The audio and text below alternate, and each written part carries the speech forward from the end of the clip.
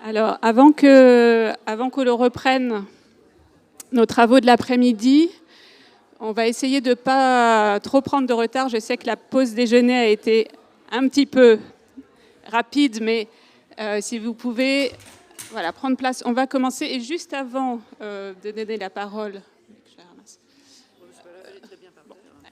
je voulais juste donner une précision pour cet après-midi. Donc, nous allons avoir la session sur les miroirs.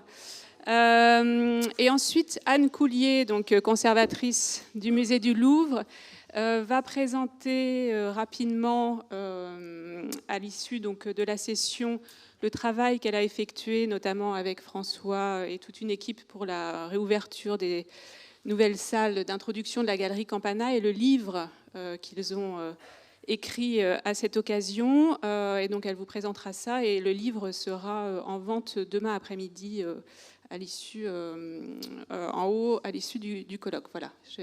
Françoise, je vous donne la parole. Bonjour. Je ne dirais pas que je suis heureuse d'être ici. C'est une situation difficile et même douloureuse pour beaucoup d'entre nous. Alain l'a dit hier. Mais je remercie Nicolina et Cécile de m'avoir invité à ce colloque qu'elles ont eu le courage d'organiser et de me permettre de me replonger dans les miroirs. J'avais l'intention, avant de donner la parole aux intervenants, de faire le point sur l'état des publications inachevées de François, mais j'avais un petit PowerPoint pour aller plus vite, mais il manque, il a disparu. Hier, Alain et Vinciane m'ont un peu coupé l'herbe sous le pied.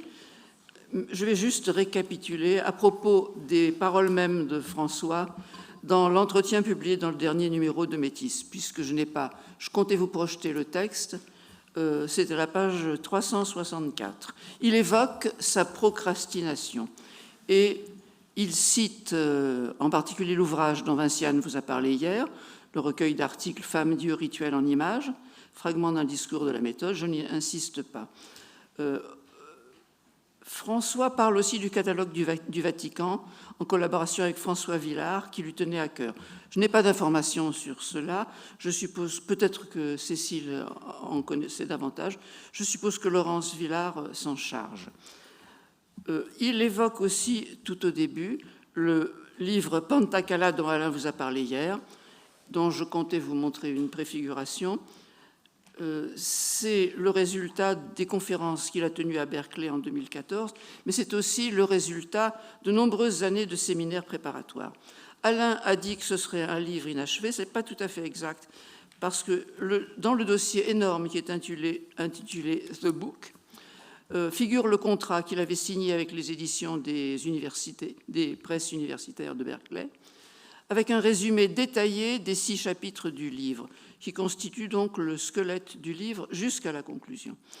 J'ai demandé à Graciane et Peyo Lissarag l'autorisation de continuer le travail avec Vassot et Élise Lehoux, ils me l'ont donné, en utilisant les enregistrements, les transcriptions, les PowerPoint, le Canva et les notes de séminaire pour donner de la chair aux 3 chapitres non rédigés. Les 3 chapitres rédigés indiquent les modifications que François aurait faites entre les brouillons et l'état final. Le travail a été ralenti par la thèse de Vassot, mais on va s'y remettre. Pantakala devrait paraître, je l'espère, aux éditions de l'HESS, avec une belle préface de Vincent Azoulay et Alain Schnapp. Bon, je voulais vous montrer aussi la cerise sur le gâteau, la couverture d'un petit livre intitulé « Le geste d'Hypéride » par François Lissarag et François Pouillon. La couverture montre le tableau de Jérôme avec le dénudement de Freinet. Et je ne veux pas couper l'herbe sous le pied de Pouillon, qui vous dira sans doute demain que ce livre est le fruit de longues années de séminaires communs, archéologie et orientalisme. Un article leur avait été demandé par la revue Clio pour un volume sur la nudité, le dénudement. Il a été refusé par le comité de rédaction. Il n'était sans doute pas politiquement correct. Bon, il faut dire que François appelait ce dossier à poil. Les 2 François ont été vexés et mécontents. Et François Pouillon, resté seul et désespéré, malheureux par le départ de l'autre François, a réussi à en faire un petit livre qui est en cours de publication, dont j'aurais voulu vous montrer la couverture.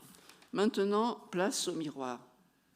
Alors, Nicolas Dietrich va vous parler du miroir grec, de l'anthropologie de l'image à l'anthropologie de l'objet. Nikolaus Dietrich est professeur à Heidelberg, ce dont François était très fier. Nikolaus était particulièrement cher à François, pour bien des raisons, mais peut-être aussi parce qu'il avait le mérite de représenter dans le riche corpus de ses disciples une minorité masculine, pas du tout silencieuse, comme il va vous le prouver maintenant, Nikolaus. Alors, il y a le...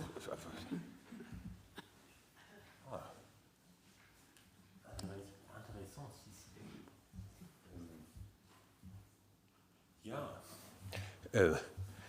oui, j'avoue, je ne suis pas silencieux, je suis bavard. Mais j'ai chronométré mon texte. Je crois que je vais m'en tenir au temps. Alors, mais pour que ça marche, je vais tout de suite commencer. Pour qui s'intéresse au miroir grec dans une perspective anthropologique, il y a un livre incontournable, c'est la monographie de Jean-Pierre Vernant et surtout Françoise Frontizy-Ducrot dans l'œil du miroir de 1997. Je n'ai rien de véritablement essentiel à rajouter à ce livre, si ce n'est une perspective sur les miroirs grecs qui met au centre qui met l'objet au centre, qui privilégie donc les miroirs de bronze matériels eux-mêmes au discours sur le miroir grec, sur le miroir grec, dont Françoise Frontizy-Ducrot avait fait l'analyse magistrale par le biais des textes, littéraires ou philosophiques, prose ou en vers, évoquant directement des miroirs ou exploitant leur potentiel métaphorique, et par le biais des images qui intègrent des miroirs tels qu'on les trouve en grand nombre sur les vases attiques. En effet, les images de miroirs avaient bien mieux servi ce questionnement anthropologique que les miroirs eux-mêmes. Et c'est maintenant que je vais déjà passer de l'autre côté. Nous en connaissons globalement trois types des miroirs, des vrais miroirs. Il y a d'abord des miroirs à poignées, la version la plus simple du miroir, trouvée en grand nombre dans les tombes archaïques et classiques, mais très mal publiées pour cause de leur faible intérêt intrinsèque. S'ils avaient été régulièrement porteurs d'images gravées sur leur revers, comme c'est le cas des miroirs à poignées étrusques, dont déjà Edward Gerhardt avait fait un premier corpus illustré systématique en 1843, l'état de publication des miroirs à poignées grecs n'aurait très probablement pas été aussi déplorable qu'il ne l'est. Un deuxième type de miroir en bronze grec est bien plus luxueux, les miroirs à cariatides, dont nous possédons un assez grand nombre, essentiellement sans provenance archéologique. Ceux-ci ont bien fait l'objet d'un corpus systématique. Or, l'intérêt que l'on y avait trouvé était moins dirigé vers le miroir en tant que miroir que vers les petites figures de cariatides prises en isolement et reconverties en source de la sculpture grecque de style sévère, dont les originaux grecs préservés n'étaient plus aussi nombreux que pour l'époque antécédente de l'archaïsme. En outre, l'extrême répétitivité de ces miroirs acariatides qui suivent tous une même typologie n'a pas pu motiver beaucoup de chercheuses et chercheurs à s'y pencher. Vers la fin du Ve siècle, le type du miroir à boîte a été inventé et a rapidement pris la place des miroirs acariatides dans la catégorie du miroir de luxe. Par les iconographies riches et variées qui décorent l'extérieur des couvercles et l'intérieur des boîtes, ces miroirs ont attiré bien plus de recherches. Je vais les laisser à Michael Squire, qui n'a pas pu nous joindre ici, mais qui nous a promis une contribution écrite, et il me l'a repromis dernièrement, et me tenir uniquement au miroir acariatide réputé ennuyeux par leur répétitivité. Raison de plus pour moi d'accepter le défi de vous y intéresser peut-être quand même dans les 20 minutes qui suivent. Oh non, déjà c'est 17 minutes. En relevant sur l'exemple que vous voyez, une série d'aspects qui caractérisent cet objet. Je commence par un aspect tout banal. Avec un poids de 0,9 kg et une hauteur assez considérable de 40 cm, ce miroir repose sur une base à 3 pieds bien petite. Cet objet, richement décoré, peut donc basculer facilement. Et ceci en dépit de son caractère peu robuste, avec ses figurines appliquées sur le pourtour du disque du miroir à proprement parler. Ce miroir est donc un objet lourd, peu stable et en même temps filigrane et fragile.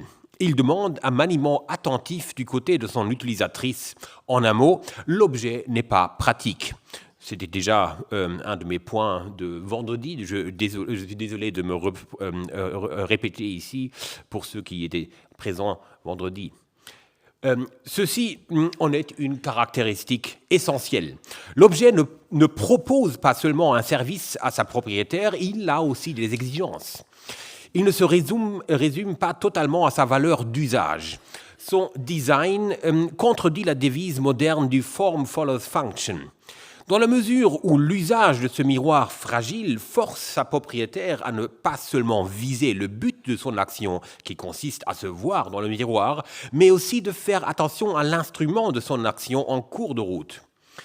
L'incommodité et la fragilité de cet objet fait obstacle au rêve moderne d'une ville en flow, ininterrompue, dans laquelle les objets qui nous entourent sont censés servir nos intentions et s'y fondre sans la moindre friction.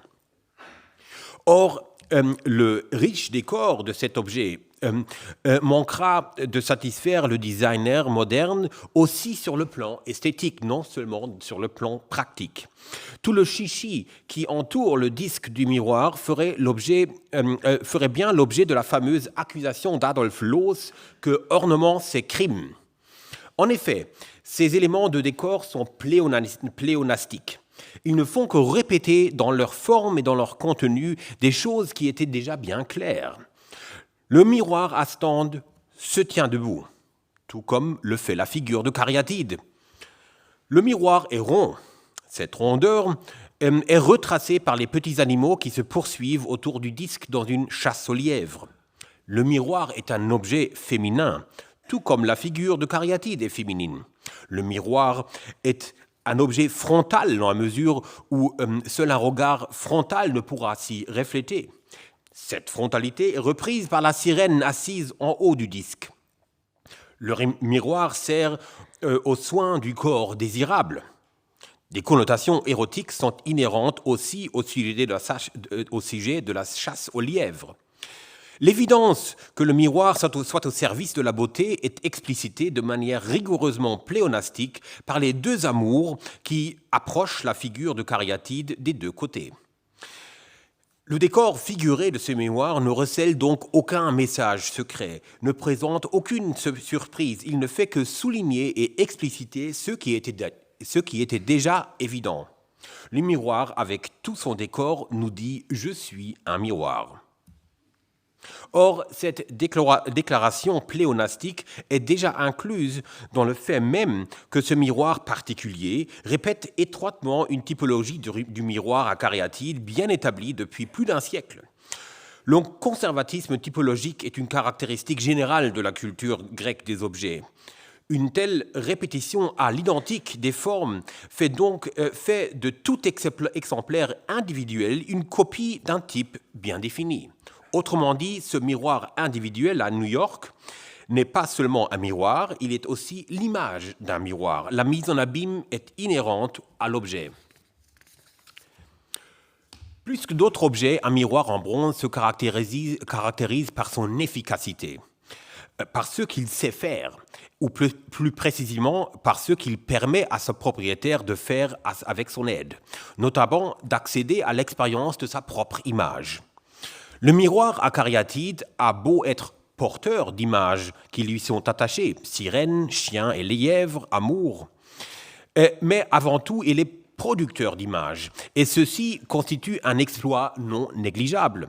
Si l'on fait abstraction pour un moment de l'omniprésence moderne du miroir, qu'il soit analogue ou digital, CF smartphone, la propre apparence fait partie des choses difficiles d'accès. Ce ne serait qu'une légère exagération que de mettre la propre apparence du côté plutôt de l'invisible. Et le miroir a le pouvoir quasi magique de la rendre visible. La littérature grecque abonde d'usages métaphoriques du terme qui soutiendrait une conception du miroir comme quelque chose qui rend visible l'invisible.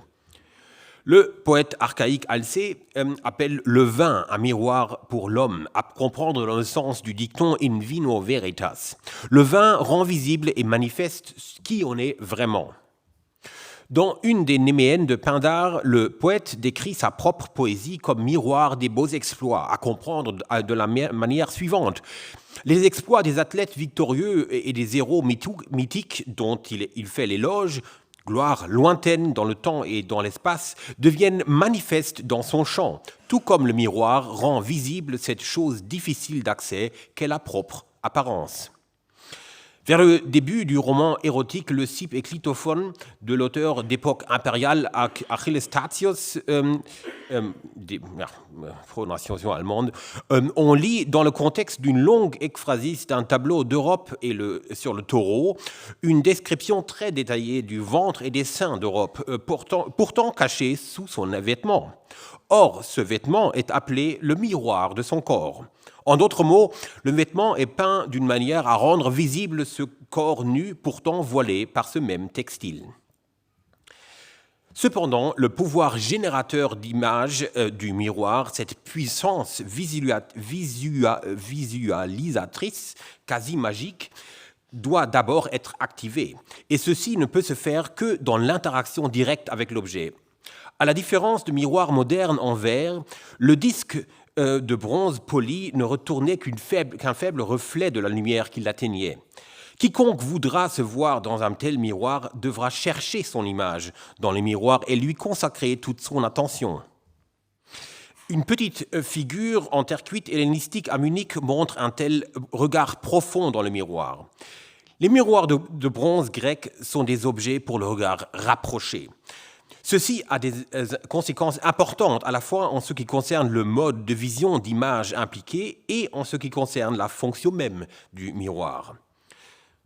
Une assertion générale sur les images antiques que l'on lit souvent, y compris chez des auteurs d'une notoriété au-dessus de tout soupçon comme Paul Venn ou Tonio Hölscher, consiste à dire que ces images, dans beaucoup de cas du moins, n'avaient pas été conçues pour un regard intensif, rapproché.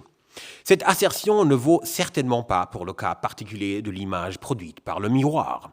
L'image inconstante que retourne un miroir de bronze n'existe que sous la condition et pour la durée d'un regard intensif. À la différence de nos miroirs modernes hyper réflectifs, un miroir grec vu de distance dans un regard furtif, plutôt que de retourner le reflet de l'observatrice, donnera à voir le reflet propre de l'objet, un objet à la matérialité scintillante du bronze poli. La vision à distance d'un miroir en tant qu'objet brillant et précieux doit d'ailleurs avoir été une expérience commune au quotidien. En effet, les miroirs acariatides possèdent typiquement un petit anneau pour les accrocher au mur, et c'est dans un tel état accroché au mur et en dehors d'un usage actuel que figurent la plupart des miroirs sur les vases attiques.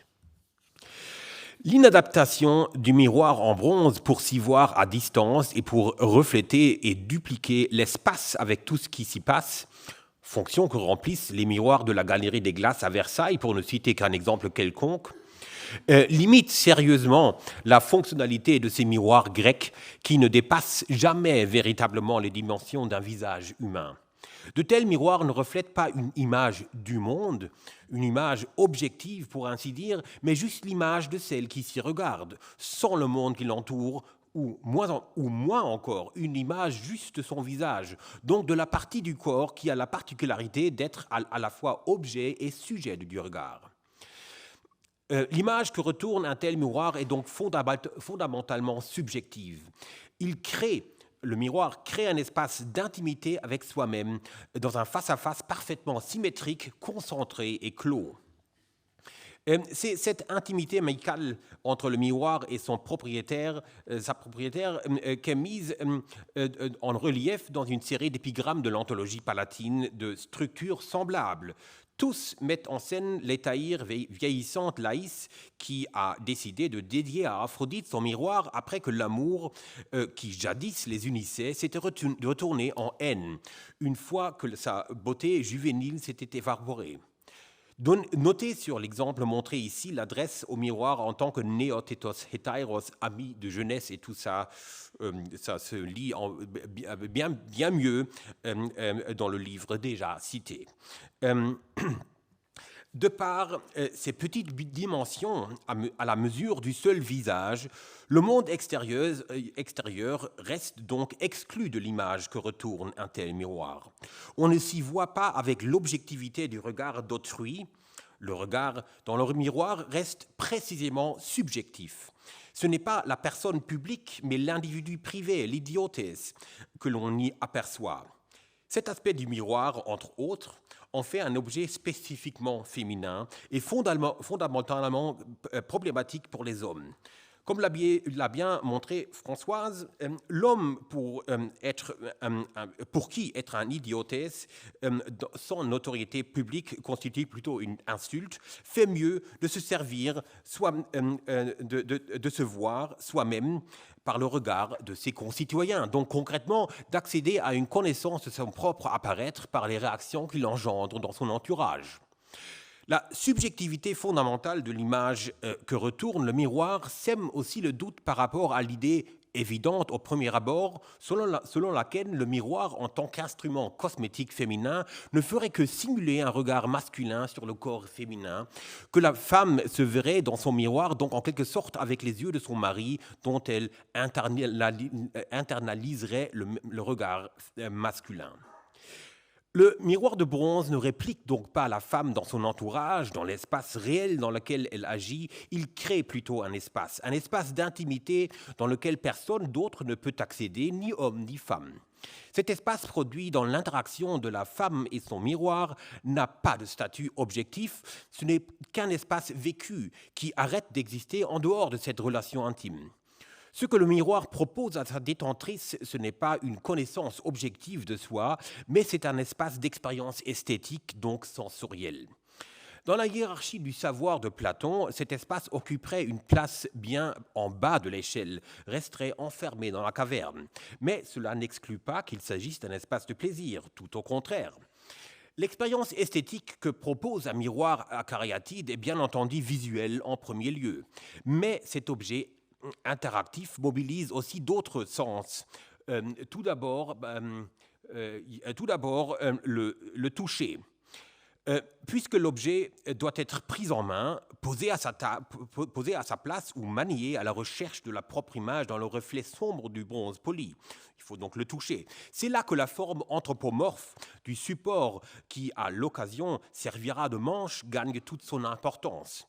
Puisque prendre en main ce miroir signifiera inéluctablement toucher ce corps. Le rapport haptique à l'objet, semi-animé qu'est le miroir, revêt le caractère d'un contact corporel. Ici, le parallèle s'impose avec le toucher d'un autre corps, cette fois décidément animé. En effet, les soins de la parure qui ont lieu devant le miroir, s'ordonner les cheveux, se mettre les bijoux, s'arranger le vêtement, tout cela implique le toucher du propre corps. Certains miroirs laissent des figures de cariatide effectuer de tels gestes, comme un exemplaire à Athènes, où la cariatide s'arrange le péplos dans un geste que l'on peut désigner d'intime. Il y a d'autres variantes d'une telle mise en abîme picturale où la figure de cariatide fait ce que fait aussi la femme devant le miroir, comme dans le cas de la cariatide qui s'arrange les cheveux avec un miroir en main. Le toucher du corps est aussi ce que les amours agencés des deux côtés de la cariatide sont désireux de faire. En s'approchant d'elle, ils tendent déjà leurs bras en avant, la main ouverte. Ces érotès, sous l'attrait du corps désirable de la figure du cariatide, effectuent une sorte de acting out de l'effet que sont censés produire les soins cosmétiques dont le miroir est le principal instrument, de multiplier l'attrait érotique et avec ceci le pouvoir de sa détentrice. Bien entendu, aussi le parfum fait partie de l'arsenal d'un tel self-empowerment cosmétique, tout comme l'alabastre constitue, à côté du miroir, l'un des principaux attributs de la femme dans la peinture sur vase. L'espace d'expérience sensorielle devant le miroir gagne donc aussi une dimension olfactive.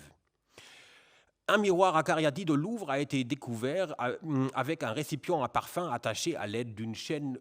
Entre-temps, il a été enlevé puisqu'il hat gestört.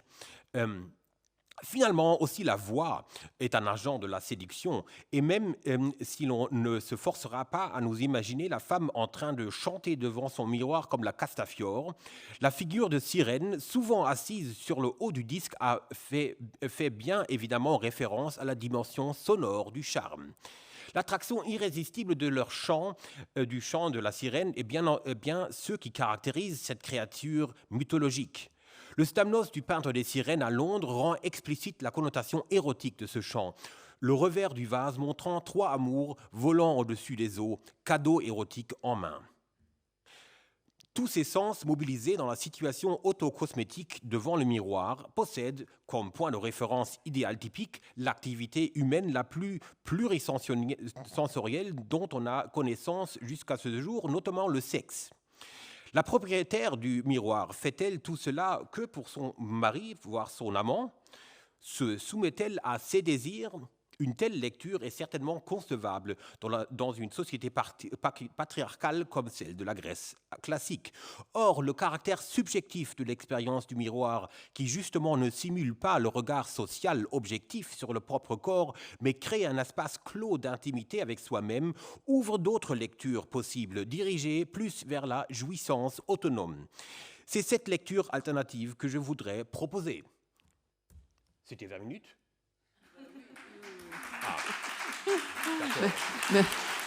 Merci. Merci Nicolas. Puisque nous devons rendre l'antenne à l'ADMI, je propose qu'on passe tout de suite à la communication de Stéphanie. Et s'il nous reste du temps, vous poserez des questions à ce moment-là aux deux intervenants. Stéphanie, qui va nous apporter ses miroirs à elle, qui est maître de conférence à l'Université de Paris-Cité, n'est pas une élève de François, mais une amie et collègue liée par des affinités aussi intellectuelles que spatiales, puisqu'elle a installé son bureau face à celui de François, introduisant ainsi dans le sanctuaire de l'iconographie grecque les paysages romains et le regard des Romains sur leurs images, pour le plus grand bénéfice de l'anthropologie de l'image, dans le prolongement des travaux de François, prolongement qui est aussi extension et renouvellement comme il se doit. À toi, Stéphanie. Merci beaucoup, Françoise, et merci à Cécile et Nicolina pour je mets en diaporama, pour ce beau colloque. Et j'aimerais insister pour ma part sur le dialogue que François Lissarag a toujours eu à cœur de construire et d'entretenir avec ceux et celles qui travaillent sur les images, quel que soit leur terrain. On l'a vu avec Carlo Severi, on le verra avec quelques autres demain, plus ou moins proches des vases grecs, donc des images romaines aux images médiévales et bien au-delà. Pour donner un prolongement à ce dialogue, je vous propose de repartir d'une réflexion sur les images métafiguratives, les images dans les images enchâssées, mises en abîme, à laquelle François, mais aussi quelques autres ici, par exemple Françoise, mais il y en a d'autres dans cette salle, nous avait fait l'amitié de s'associer lors d'une rencontre entre antiquisants et médiévistes en 2016 et qui a donné lieu à une publication en 2020. On connaît tous ces travaux sur les épicèmes des boucliers peints, on en a revu ce matin quelques-uns, sur les vases attiques, et dont un a servi à l'affiche de notre rencontre. Avec la façon de regarder et la manière d'interpréter de François, ces objets théoriques, pour reprendre l'expression de Louis Marin et le concept de Louis Marin, que représentent les oploïs en l'occurrence, et tels qu'ils sont figurés par les peintres vasculaires, révèlent un véritable discours figuratif sur la temporalité, la transmission et la tradition de l'image en particulier. C'est les images qui parlent d'elles-mêmes. Les épicèmes des boucliers ne constituent qu'un cas remarquable de ces méta-images qui intéressaient François. On pense notamment aux pinaquès peints et aux vases peints sur les vases, et eux-mêmes porteurs d'images. On aurait pu s'attendre à ce que les miroirs fassent partie de ces objets théoriques en tant qu'objets paradoxaux que Françoise a si bien dégagé les enjeux pour le monde grec, et d'autres après elle, comme Nicolaos par exemple. Je citerai rapidement Mireilli, Michael Squire ou Scheidi Bartsch et Ria Berg pour le monde romain. Or, comme l'avaient remarqué François et d'autres, les miroirs peints sur les vases attiques ne représentent pas de reflets.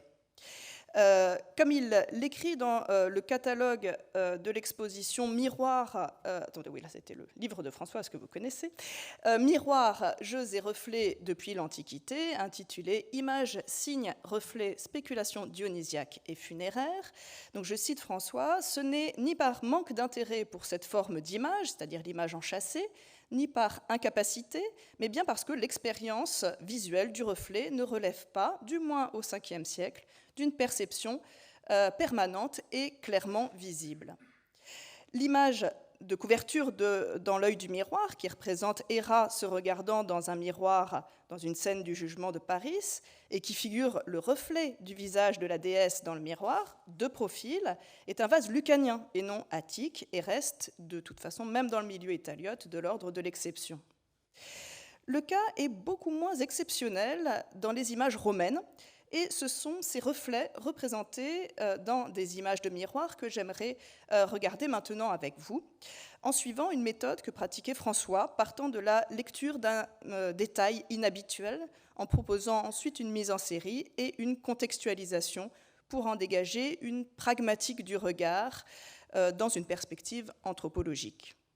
Nous partirons donc d'un détail plus complexe qu'il n'y paraît, d'une fresque bien connue, trop connue, la mégalographie de la Villa des Mystères à Pompéi, dont la close reading soulève plusieurs enjeux qui n'ont pas toujours été regardés à leur juste mesure, me semble-t-il. Nous suivrons ensuite une petite série de pompéiennes, on va rester essentiellement sur la peinture pompéienne, avec des Vénus qui se reflètent dans leur miroir, en s'intéressant aux dispositifs visuels et performatifs de ces jeux d'images. Je précise que ce travail est un work in progress et que le corpus n'est pas exhaustif, mais on peut déjà dégager quelques-uns de ces enjeux et de ces réflexions spéculaires. Commençons donc par regarder la scène de la toilette nuptiale sur la fameuse mégalographie de la Villa des Mystères, qui, je le rappelle, remonte aux années 60 avant notre ère. On y voit un Eros tendant un petit miroir à la jeune fille assise sur un riche tabouret en train d'élaborer une coiffure complexe avec l'aide d'une seconde femme debout derrière elle qui contrôle le bon déroulé de cet ornatus. Cette scène a déjà fait couler beaucoup d'encre et je renvoie aux études qui l'ont étudiée, notamment celle de Mauro Menichetti, qui rappelle en particulier la nécessité d'inclure le second Eros peint sur le retour du mur ouest dans le groupe et qui met en évidence le parallélisme avec le groupe du Silène et des deux satyres construit autour d'une possible scène de catoptromancie, à laquelle François ne croyait pas, sur laquelle je ne reviens pas ici, mais qui entre évidemment dans l'interprétation de l'ensemble de la scène. Je voudrais simplement insister ici sur deux points. D'abord, on remarque la forme très particulière du miroir. Voilà, vous avez un détail ici, qui, exceptionnellement dans la peinture, n'est pas circulaire, mais rectangulaire, et pas seulement dans la peinture, on va le voir. Il est composé de deux parties carrées superposées, bordées chacune par un cadre en relief, celle du haut figurant le visage de la jeune fille, celui du bas, partiellement masqué par la main de l'Éros, étant rendu par un aplat sombre. De deux choses l'une, soit c'est un miroir d'une typologie inédite et jamais identifiée, soit il ne s'agit pas d'un miroir. Dans la seconde hypothèse, il s'agirait alors d'une sorte de pinax, d'une tabella, ou mieux d'une pyxide pliante à décor peint dont on a retrouvé des exemplaires circulaires, jamais carrés, en verre, à Cumes par exemple, à cette époque, où serait représentée une jeune fille qui se coiffe et qui servirait de modèle pour la fiancée, modèle auquel se conformerait l'ornatrix. À l'appui de cette hypothèse intervient le fait que l'image ne soit pas représentée en symétrie inversée. Les deux images représentant la jeune femme représentent la jeune femme levant le bras gauche sur la tête pour retenir ses cheveux à l'arrière du crâne et penchant légèrement la tête vers l'épaule droite. De même, les deux images ne se font pas effectivement face, puisque l'éros se tient sur un plan reculé par rapport à la fiancée. Malgré cela, l'identification d'une tabella ou d'une boîte est peu probable, dans la mesure où la coïncidence éphémère est improbable entre le geste de la jeune femme et celui de l'image qui lui fait face sur la surface de l'objet. Si un tel modèle avait été conçu pour montrer la marche à suivre, pour tresser les scénicrines, la coiffure de la mariée, il aurait été plus vraisemblablement pris la forme du résultat final, la coiffure terminée et pas en cours d'élaboration. On peut donc raisonnablement admettre qu'il s'agit bien d'un miroir dans lequel est figuré un reflet.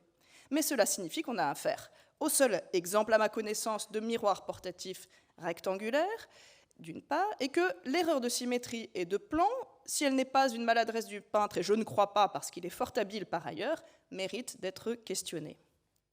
De fait, sur le premier point, parmi les miroirs effectivement découverts à Pompéi et ailleurs, il existe des miroirs non circulaires, donc je précise malgré tout, mais je pense en particulier aux miroirs en obsidienne, incrustés dans les murs de au moins 3 maisons, notamment l'atrium de la maison de l'Éphèbe, où on a un exemplaire rectangulaire, et dans la maison des Amours dorés, où ont été conservés deux miroirs en obsidienne en forme de losange sur le mur oriental du péristyle.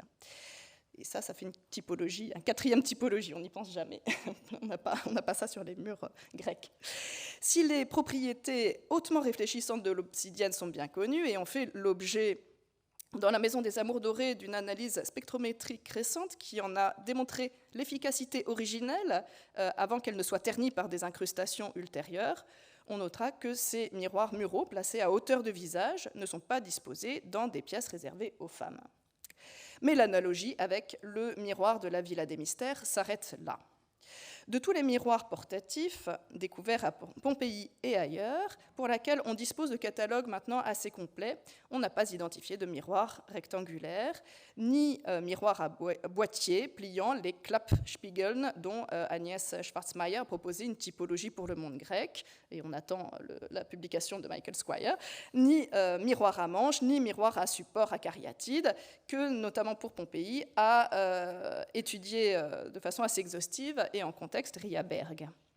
Outre la forme de l'objet et le reflet qui ne respectent pas les lois de la physique optique, ce miroir de la Villa des Mystères présente une autre particularité, et j'en viens à mon second point, qui distingue cette scène pompéienne de la série des femmes au miroir. On remarque en effet que la jeune fille ne se regarde pas dans le miroir. Elle regarde presque frontalement le spectateur externe de la fresque qui peut voir son beau visage de face, comme les deux érotesses de part et d'autre la contemplent sous différents angles. Au contraire, c'est l'ornatrix qui est absorbée dans l'image du miroir, mais qui ne la reflète pas, elle. Ce jeu complexe de circulation des regards a déjà été souligné. Il signifie bien évidemment la beauté désirable de la jeune fille qui s'apprête à se marier, médiatisée par la présence aphrodisiaque des érotesses. Mais le fait qu'elle ne tombe pas dans le piège de son reflet est significatif. Et on vient d'en voir une démonstration avec les miroirs grecs. On a souvent souligné la performativité du reflet dans les techniques de chasse, puis par métaphore dans la chasse aux jeunes gens, garçons et filles, considérés comme des proies pour qui les désire. Du côté de la synégétique animale, je fais un petit saut... Du côté de la mosaïque, des sources textuelles mentionnent la fascination de certains oiseaux captivés par leurs reflets dans un miroir aux alouettes ou dans l'eau. Certains mâles, comme les moineaux, les perdrix et les cailles, nous dit Cléarque de Sol, voient dans leur reflet l'image d'un double féminin avec lequel ils tentent de s'accoupler ou de se battre dans le cas du coq. Peut-être certaines images pompéiennes font-elles allusion à ce potentiel érotique et dangereux du reflet dans le miroir, comme sur cette mosaïque de la maison du labyrinthe, qui figure une perdrix saisissant par le bec un miroir qu'elle sort d'un panier et sur lequel on aperçoit probablement une partie de son reflet, même s'il reste allusif. Le cas est beaucoup plus explicite sur une autre mosaïque, mais qui est beaucoup plus tardive, celle de la grande chasse de la Villa Casale à Piazza Armerina en Sicile. Un détail met en image un effet supposé du miroir dans la chasse aux tigres, et aux tigresses en particulier, enfin aux tigres en général, connu par un texte de Claudien notamment, mais attesté probablement plus tôt. On a probablement une fresque du IIe siècle qui fait déjà allusion à ce principe. Ce principe consiste à se défendre des assauts d'une tigresse dont on a enlevé les petits et dont l'instinct maternel est proverbial, en lui jetant un miroir, prenant son propre reflet pour l'image de l'un de ses petits. Elle se laisserait tromper par la parfaite ressemblance à une échelle réduite et s'arrêterait dans sa course pour prendre soin de cette illusion, laissant les chasseurs la distancer. Or, c'est bien là ce que porte le détail de cette mosaïque. Le reflet est figuré pour exprimer d'abord ce que croit voir la tigresse. Le positionnement des pattes, qui devrait converger vers le point de contact entre celle posée sur la surface du miroir et son reflet, n'est pas plus réaliste qu'à la Villa des Mystères. Car les phénomènes optiques de la spécularité ne sont évidemment pas l'enjeu de la figuration du reflet dans le miroir. Ce qui est mis en image, c'est son efficacité trompeuse, en l'occurrence ici, c'est un véritable miroir aux alouettes, c'est l'illusion qui fait du sujet captivé par son reflet la victime du chasseur. Pour autant, les femmes ne sont pas des animaux et se reconnaissent dans leur reflet, même si elles peuvent être captivées par lui ou d'autres, comme Narcisse, peuvent être captivées dans leur reflet dans l'eau et devenir la proie du spectateur voyeur dans le champ iconique ou extérieur à l'image. À la Villa des Mystères, pourtant, la jeune fille échappe à ce piège en ne regardant pas le miroir, qui exprime d'abord la puissance de sa beauté, au même titre que les érotesses. Le reflet figuré apparaît évidemment comme la duplication de la jeune fille, dont le destinataire n'est pas la jeune fille elle-même, mais le spectateur de la fresque, tout autant et plus encore que l'ornatrix. En ce sens, la symétrie axiale n'est pas nécessaire. Il peut contempler sa beauté directement et subjectivement et trouver la confirmation objective de son jugement par sa méta-image qui en multiplie la puissance. Mais cette fresque constitue à bien des égards une exception et non la règle. Dans une étude sur les miroirs peints sur les murs de Pompéi, Riaberg a judicieusement observé que la scène de la Villa des Mystères est la seule de tout le corpus qu'elle a réuni, de 34 occurrences, qui associe le miroir à une figure humaine. C'est évidemment une différence majeure avec les images de la céramique attique. Le mundus muliebris, l'univers intime des femmes, n'intègre pas le miroir dans ses signes, qui se concentrent au contraire autour des pyxides, des paniers, des flacons et autres contenants. Tous les autres cas concernent, donc de personnages au miroir, concernent très majoritairement Vénus, avec 25 cas, suivi de loin par Hermaphrodite, 5 occurrences, et Achille Askyros, avec 2 occurrences. Or, dans cette série, les quelques reflets peints dans les miroirs sont tous du côté de Vénus. Dans les autres cas, le miroir n'a pas besoin de reflets pour signifier le féminin dans ces mythes, qui joue sur la frontière du genre, exprimé ici dans un langage iconographique hérité du monde grec, puisque à Pompéi, ce n'est normalement pas le miroir qui connote le féminin, vous l'aurez compris. Il faut préciser que cette série ne s'intéresse qu'aux miroirs proprement dits, les specula, ce que l'on peut appeler les surfaces réfléchissantes par destination et non par transformation. Les reflets dans d'autres objets ou éléments que les miroirs, comme les boucliers ou les surfaces liquides, j'ai passé ma diapo un peu vite, constituent un parallèle évidemment nécessaire à la réflexion.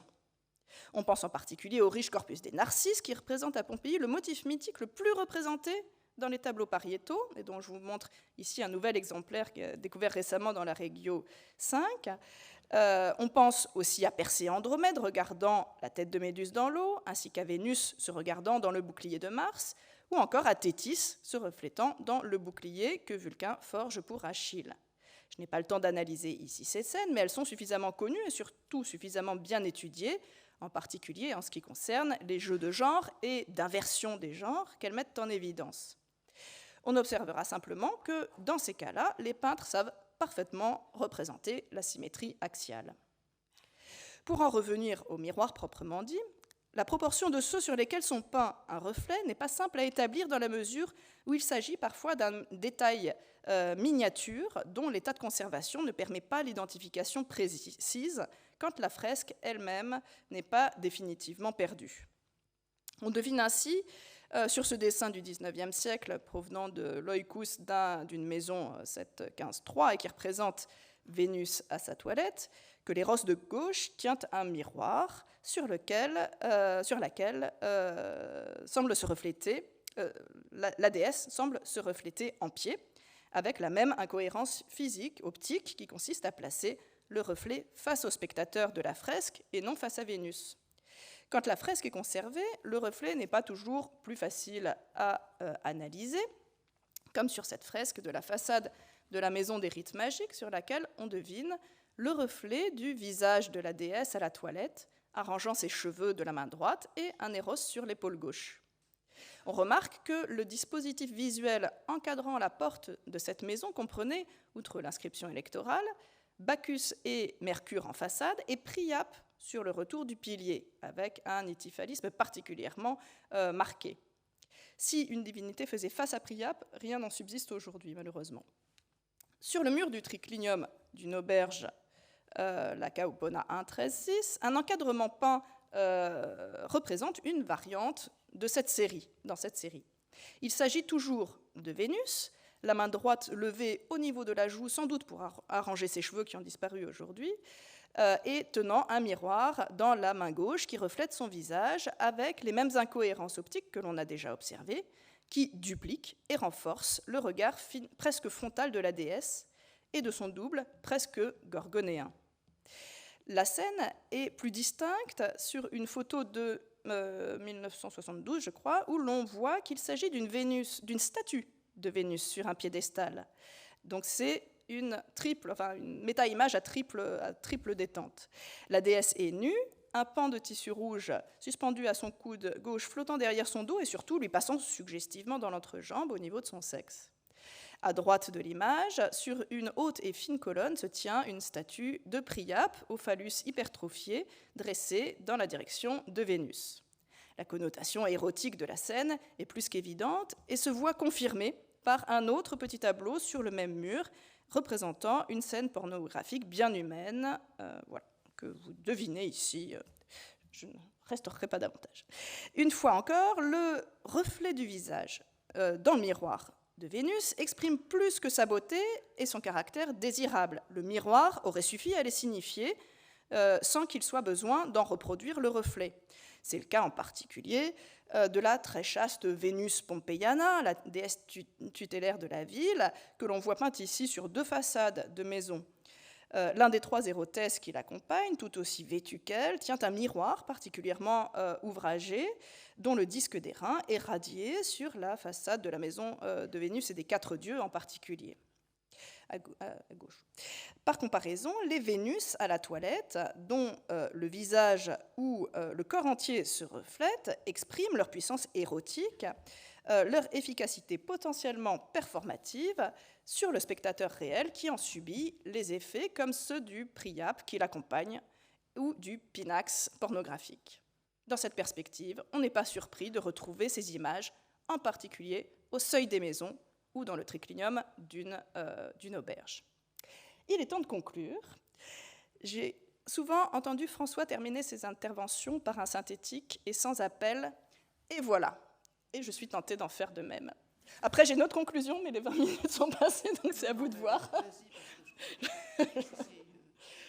Non. Il dépend des organisatrices. Bon, alors Ma conclusion est en 2 temps. Vous avez le droit de m'arrêter à la première. Premier temps. Donc, j'aimerais terminer sur une idée et une image. Je vous montre l'image et je vous parle de l'idée. Non, bon, allez, je vous fais... Si, allez, je vous montre l'image. L'idée, c'est celle de la sélection opérée par les peintres quand ils choisissent de jouer avec les potentialités des méta-images. Peindre un miroir, c'est d'abord représenter un signe culturellement déterminé.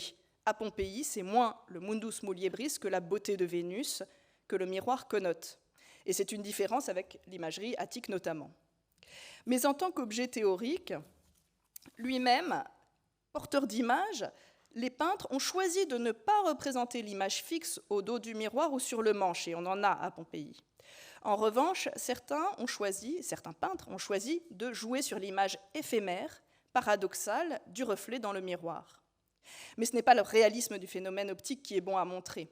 Le miroir, en tant que signe, se suffit à lui-même. En revanche, le reflet met en évidence, au sens latin de l'evidentia, du faire voir, ce que fait l'image au premier degré.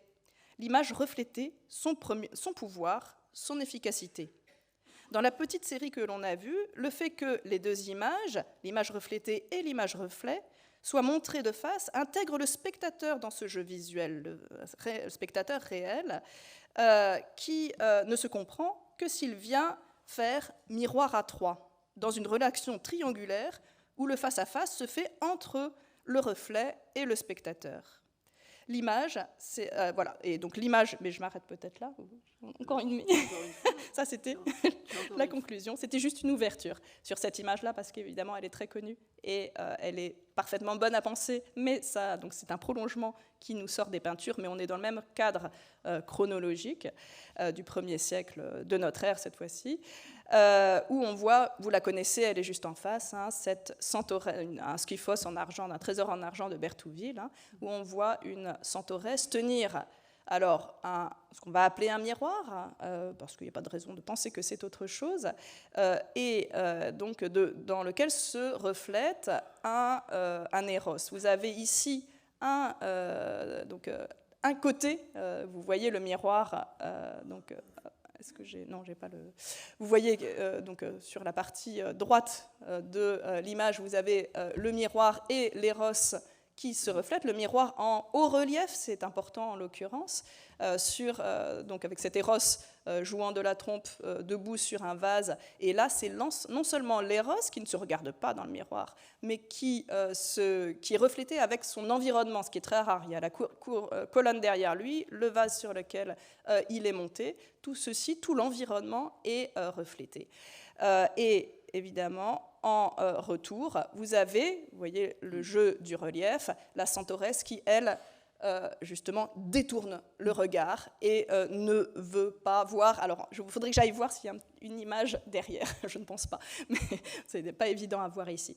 Et donc, évidemment, ces jeux-là se multiplient à l'envi sur ce vase de banquet, à l'intérieur duquel la dorure à la feuille permet de éventuellement se refléter aussi quand on manie cette coupe, et donc tous les contextes dionysiaques qu'il ne faut évidemment pas oublier. J'ai commencé par la Villa des Mystères, je fais comme s'il n'était pas là, mais bien sûr, il est là. Je vous remercie.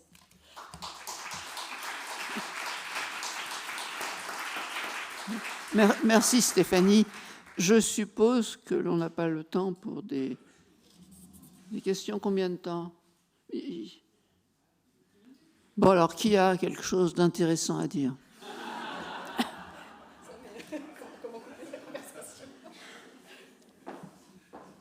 Personne?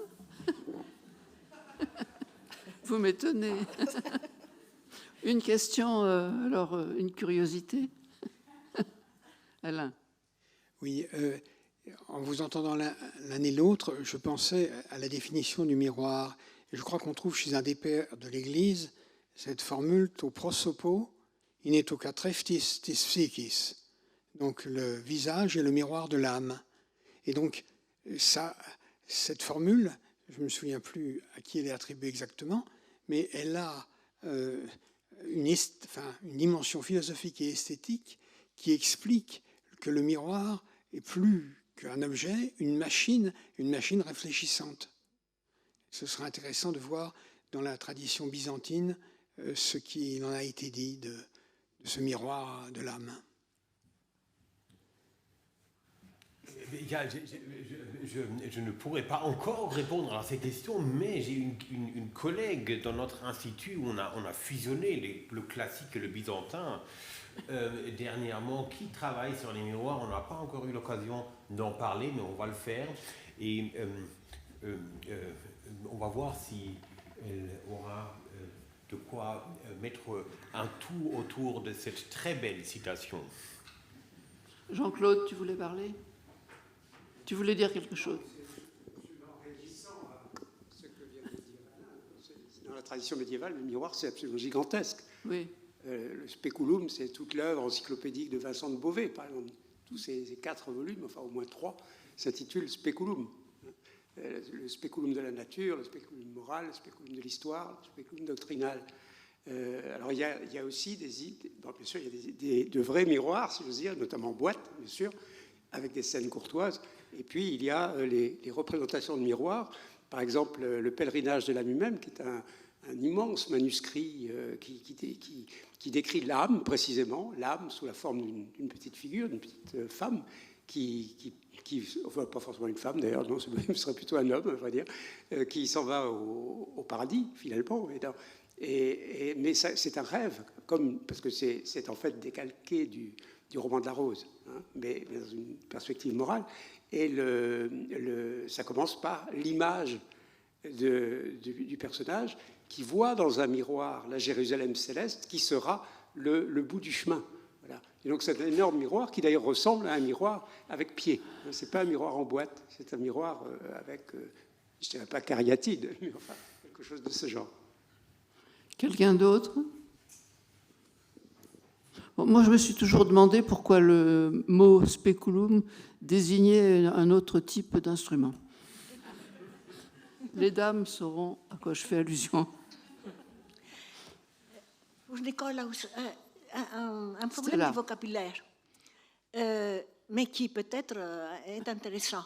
Dans les textes que tu nous as donnés, il y a dioptron, ésoptron, catoptron. Est-ce que ces différences, il me semble que catoptron, c'est le plus récent. Parce que, par exemple, dans l'anthologie palatine, hein, tu as surtout, et d'ailleurs, catoptron, on le dit encore en grec moderne. C'est pour ça que je dis qu'il faut apprendre le grec moderne. Bon, alors là c'est à part, mais je voudrais aussi savoir, sauf si tu as dit, et je n'ai pas attendu, l'oiseau qu'elle tient, c'est quoi comme qu'elle tient la cariatide de... J'ai fait la faute de déjà débarrasser. Enfin, il n'est plus là, l'oiseau, mais vous aviez l'occasion de le voir longtemps, puisque je n'ai pas changé d'objet tout le long de ma présentation. Alors, pour la question du vocabulaire, je crains que je ne suis pas assez philologue pour vraiment pouvoir y répondre. Un problème de schéma, etc. J'avais toujours l'impression que le catoptron, c'est le mot le plus utilisé. Et c'est d'ailleurs le mot qui m'arrange le mieux, puisque c'est cette idée de vraiment se pencher dessus. Mais ça ne veut rien dire, puisque je ne suis pas assez compétent dans ça. Alors, concernant cet oiseau, de manière générale, je crois que les objets tenus par ces figures de cariatide, ils correspondent plus ou moins aux objets que les décorés archaïques pourraient avoir en main. C'est à peu près le même ensemble d'objets. Et donc, parfois, on lit colombe. Mais bon, puisque c'est Aphrodite, donc c'est colombe. Mais bon, c'est peut-être pas faux, puisque c'est vrai. Mais à mon avis, cet oiseau n'a rien de spécifique qui nous donnerait un argument solide pour dire cet oiseau et pas l'autre. Ce n'est pas un aigle, disons.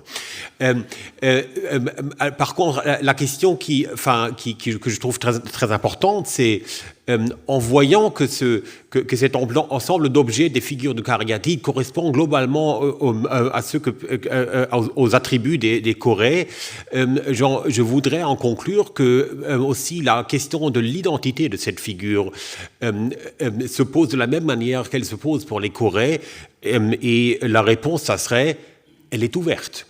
L'identité la plus palpable, c'est celle de la propriétaire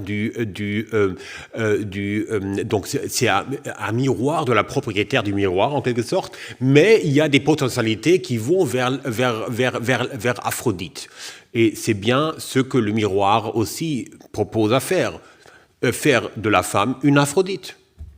Donc on est dans la même idée comme avec les Corées qui sont capables de prendre différentes identités dans une iconographie très ouverte. Bon, je crois que les organisatrices vont vous raconter la suite de l'histoire. Merci. On va surtout...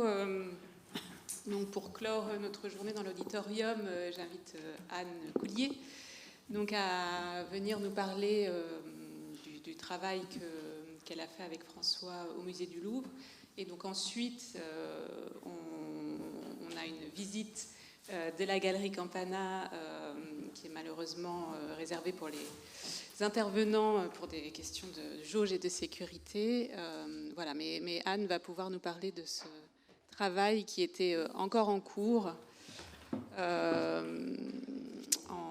2021. Alors, merci Cécile, et merci vraiment aux collègues donc, de l'INHA d'avoir réussi quand même ce tour de force de permettre d'avoir un stand demain qui puisse offrir à la vente donc, ce qui est un des derniers livres écrits par François. Donc justement, avant d'aller visiter la galerie, je rappelle que dans ce réaménagement très important, la galerie a été fermée pendant 2 ans de travaux. On a complètement repensé notamment la salle d'introduction en voulant donner à notre public effectivement des éléments clés pour aborder le vase grec et pour leur permettre de déambuler dans les 9 salles maintenant qui sont dédiées au vase grec. Donc, alors, voilà ce livre, donc, L'univers du vase grec, potiers, peintres et poètes. C'est un livre très illustré, c'est d'abord un guide qui est pensé vraiment en fonction très articulée à la galerie. Et par exemple, les pages d'ouverture des chapitres sont des images, donc des vitrines que chaque chapitre va commenter. Donc 6 chapitres, le vase est pris sous tous ses aspects, un chapitre sur la technique, un chapitre sur les formes et 4 sur les images.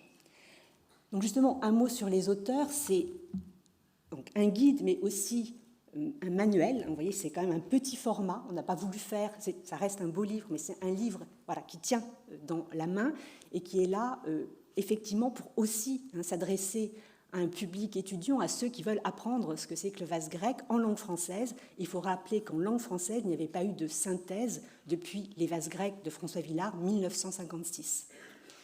Alors, sur les auteurs, c'est un texte polyphonique, donc nous sommes 4. Il y a Cécile Jubier-Galinier qui est dans la salle, il y a aussi Sandrine Dubel qui est notre littéraire, spécialiste d'Homère, et puis bien sûr François qui est le dernier que j'ai été sollicité, tout simplement parce que je le savais investi dans tant de programmes de recherche que, comme il le remarquait, ça n'était pas raisonnable de prendre encore, mais effectivement la perspective de s'immerger encore une fois dans l'univers des vases grecs au Louvre.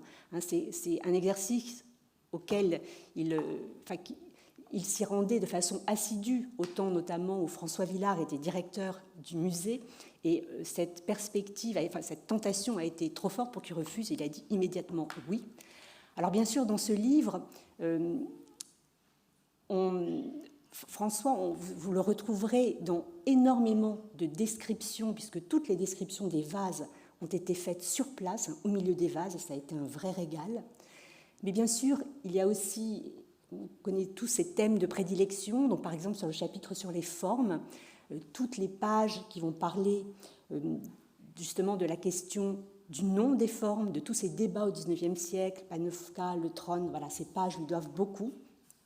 Et bien sûr, dans la succession des chapitres sur les images, le chapitre qui lui ressemble le plus, c'est le chapitre sur les armes et la guerre.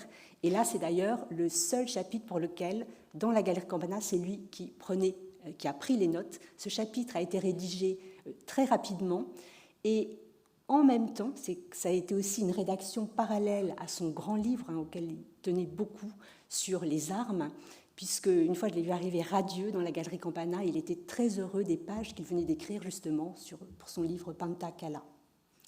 Et enfin, donc, dans le dernier chapitre qui s'appelle Ancrage et mouvement, il y a toutes les parties sur les héros. C'est aussi quelque chose qui l'intéressait beaucoup sur justement la dynamique donc, de ces images, la façon de raconter ces histoires.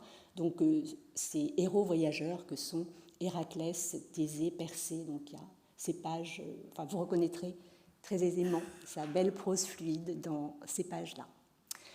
Alors ce livre, voilà, il est abouti aujourd'hui. On a la chance de pouvoir le présenter au moment de ce colloque. Et en même temps, j'aimerais rappeler qu'au Musée du Louvre, en ce moment, il y a la chaire de Barbara Cassin, qui était une grande amie de François. Et dans sa séance inaugurale, hier, Barbara Cassin a dédié sa chaire à François, avec lequel elle espérait publier le livre de cette chaire.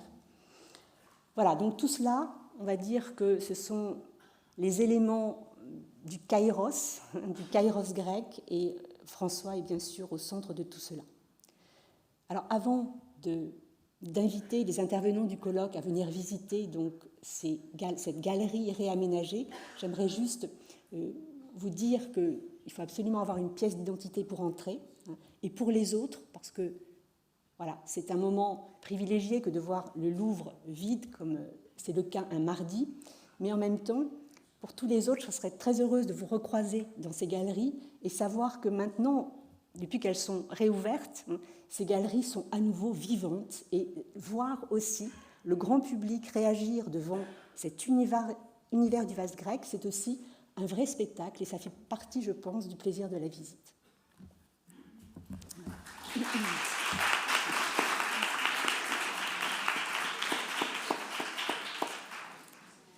Merci beaucoup. Donc, pour les intervenants, on va essayer de se diriger assez rapidement au Louvre. Et donc, pour les autres, sinon, nous nous retrouvons demain matin à partir de 9h dans l'auditorium.